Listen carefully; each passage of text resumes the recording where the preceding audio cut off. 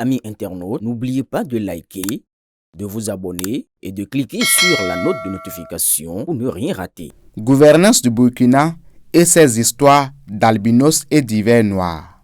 Réveillé Traoré, il se croit dans une fiction. Il se trompe de lieu et de personnage. En accédant au pouvoir dans son pays, le Burkina Faso, par les armes, le capitaine Ibrahim Traoré, qui a trop regardé le film de guerre, s'est cru en Rambo dans une jungle vietnamienne des années 1970. Pistolet à la taille, tenue militaire, cagoule et gants, le petit capitaine ne pouvait plus serrer la main aux autres. Il est au front dans le palais présidentiel. Peu de temps après, il se découvre les qualités de l'emblématique Thomas Sankara. Il reprend de manière grotesque les célèbres phrases du feu capitaine visionnaire Isidore Sankara. Maintenant que des civils armés s'attaquent à son pays en grignotant à la pelleteuse kilomètre carré par kilomètre carré la superficie nationale, Ibrahim Traoré va droit se réfugier dans ses rêves d'enfant. Il prend le Burkina Faso pour une science-fiction.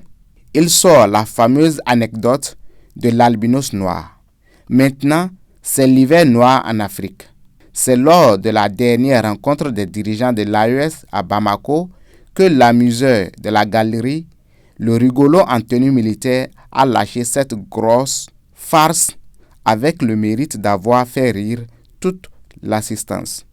Mais il était sérieux puisqu'il reste le seul Africain de notre époque à avoir vu l'albinos noir.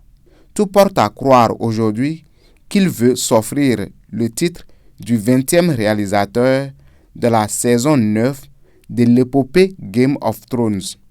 Il nous parle déjà de l'hiver noir comme dans les saisons précédentes de la série où l'hiver s'est empiré à Westeros avec des marcheurs blancs qui avaient franchi le mur de glace de la garde de nuit. Décidément, pour ces militaires, tous dans une rigolade avec l'avenir des enfants de leur pays. Aboubakar Takou.